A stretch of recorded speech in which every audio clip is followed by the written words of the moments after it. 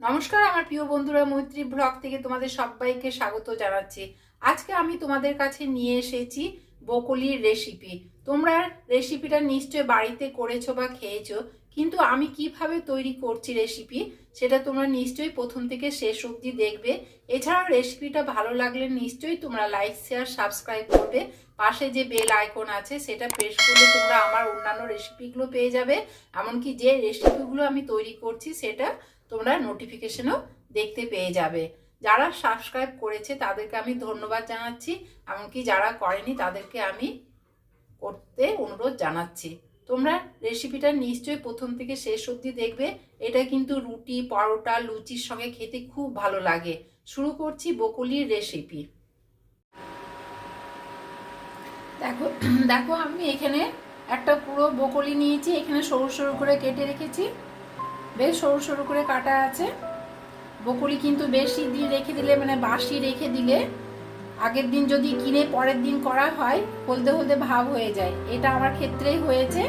এই যে আমি আগের দিন কিন্তু কিনে রেখেছিলাম, আজকে করলাম, তাই একটু হলদে হলদে হয়ে গেছে। ফ্রেশ করলে কিন্তু এই সবুজ ভাবটা থাকে, একটু পুরনো হয়ে গেলে হলদে ভাব চলে আসে। এই ব্রোকলিকে আমি প্রথমে অল্প জল দিয়ে সেদ্ধ করে নিচ্ছি। জাস্ট অল্প করে জল নিচ্ছি, বেশি জল দিইনি। আগে আমি ব্রোকলি ধুয়ে রেখে দিয়েছি, এরপরে আমি জল দিয়ে একটু ভাপিয়ে নিচ্ছি। বেশি কিন্তু ভাপাবো না, এটা ফুলকপির মতন কিন্তু বেশি ভাপানো হবে না, অল্প করে ভাপাবো। যেহেতু এর ফুলগুলো খুব নরম, সেই জন্য অল্প জল দিয়ে অল্প করে ভাপিয়ে নিচ্ছি।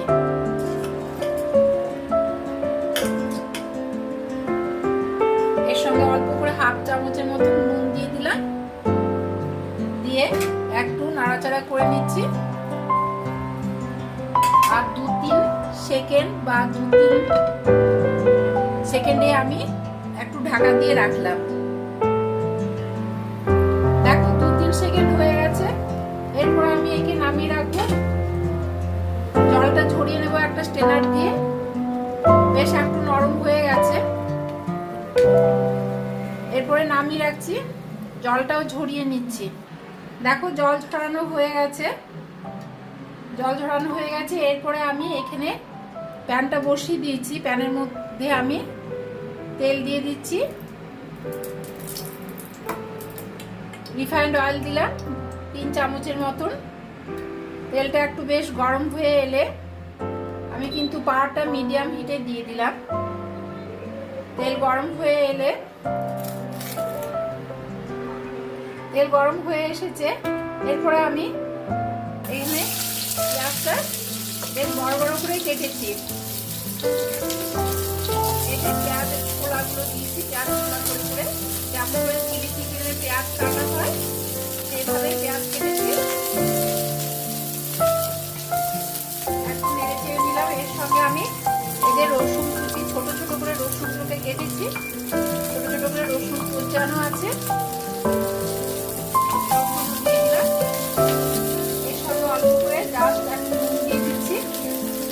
অল্প করে। আগে কিন্তু আমি ব্রোকলিতে নুন দিয়ে জল দিয়ে ফুটিয়েছিলাম, সেই জন্য এখানে অল্প করে নুনটা দিলাম যাতে পেঁয়াজগুলো একটু নরম হয়ে যায়। এর সঙ্গে আমি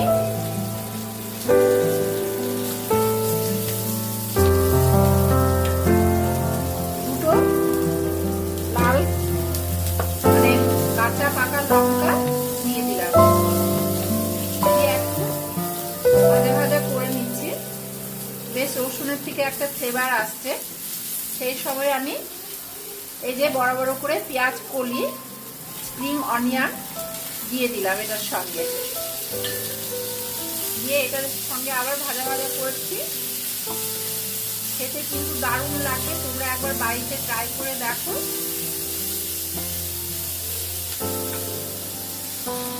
একটু বেশ নাড়াচাড়া করতে এরপরে আমি এখানে মটরশুঁটি রেখেছি, হাফ বাটি মটরশুঁটি এর সঙ্গে অ্যাড করে দিলাম।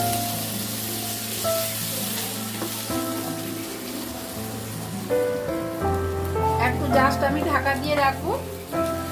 ওই 2-3 সেকেন্ডে ঢাকা দিয়ে রাখছি যাতে মটরশুঁটিটা একটু নরম হয়ে যায়।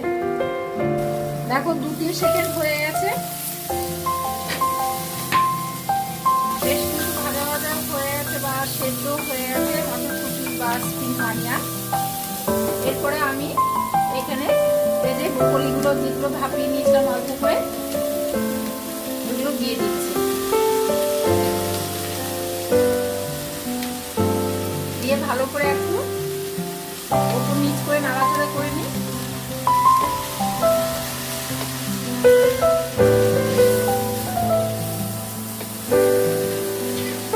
এর সঙ্গে অল্প করে হলুদ দিয়ে দিচ্ছি। আগে কিন্তু হলুদ দিইনি, আগে নুনটা দিয়েছিলাম। বেশি হলুদ দিলে কিন্তু ব্রোকলির কালারটা আলাদা হয়ে যাবে, তাই আমি সবুজ সবুজে রাখতে চাই।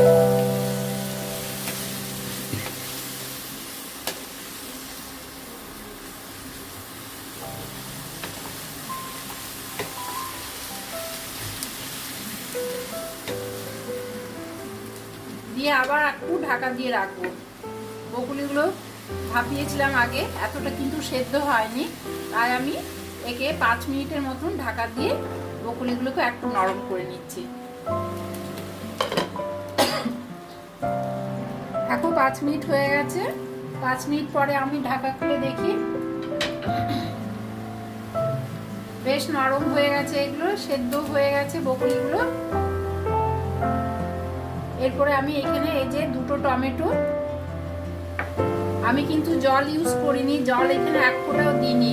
এখানে ব্রোকলির জল দিয়ে বা এই যে পেঁয়াজ দিয়েছিলাম আগে, ওই জল দিয়ে অল্প করে আমি সিম করে দিয়েছিলাম, মানে কম করে দিয়েছিলাম পাওয়ারটা, ওই করে এটা সেদ্ধ হয়ে গেছে। এরপর আবার অল্প 2-3 সেকেন্ড যাতে টমেটোগুলো সেদ্ধ হয়ে যায় ঢাকা দিয়ে রাখলাম। দেখো 2-3 সেকেন্ড হয়ে গেছে, টমেটোগুলো বেশ নরম হয়ে গেছে। এরপরে আমি এখানে এই যে টমেটো কেচাপ বা টমেটো সস দিয়ে দিলাম। আমি এখানে কোনো মিষ্টি জাতীয় কোনো অ্যাড করছি না, যেহেতু এখানে টমেটো কেচাপটা দিলাম সেই জন্য আমি কোনো মিষ্টি দিলাম না। দিয়ে একটু বেশ নাড়াচাড়া করে এর রুটি, পরোটা, লুচি সঙ্গে খেতে খুব ভালো লাগে। শীতকালে নানাভাবে এই ব্রোকলি করা যায়, নানা রকম সবজি দিয়েও করা যায়, এমনকি নানাভাবে করা যায়, যেহেতু শীতকালে অনেক রকমের সবজি পাওয়া যায়। বেশ নাড়াচাড়া করে দিলাম।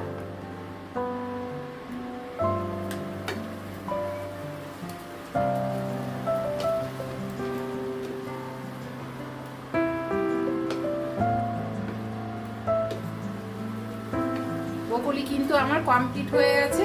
আমি কিন্তু জল দিইনি, 1 ফোঁটাও কিন্তু জল দিইনি, এমনি নরম হয়ে গেছে। এর সঙ্গে আমি এখানে 1 চামচ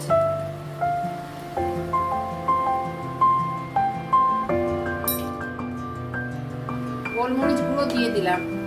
গোলমরিচের গুঁড়ো দিলাম যেহেতু গোলমরিচের ফ্লেভারটা খুব সুন্দর, খুব ভালো লাগে, এমনকি খেতেও ভালো লাগবে। উপর থেকে দিয়ে দিলাম গোলমরিচ গুঁড়ো।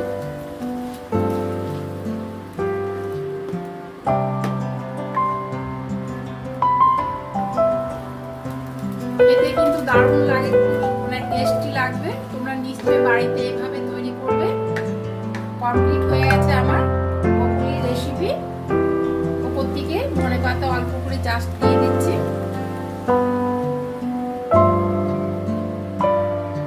ধনেপাতা দিয়ে এরপরে আমি নামিয়ে রাখবো। এরপরে আমি নামিয়ে রাখছি। দেখো আমার ব্রোকলি রেসিপি কমপ্লিট হয়ে গেছে। তোমরা নিশ্চয়ই এইভাবে তৈরি করবে, খেতে কিন্তু খুব সুস্বাদু, এমনকি টেস্টি। রুটি, পরোটা, লুচির সঙ্গে খেতে খুব ভালো লাগে। আজকে এই পর্যন্ত, পরের রেসিপি নিয়ে আবার তোমাদের কাছে ফিরে আসবো। তোমরা ভালো থেকো, সুস্থ থেকো, বাই।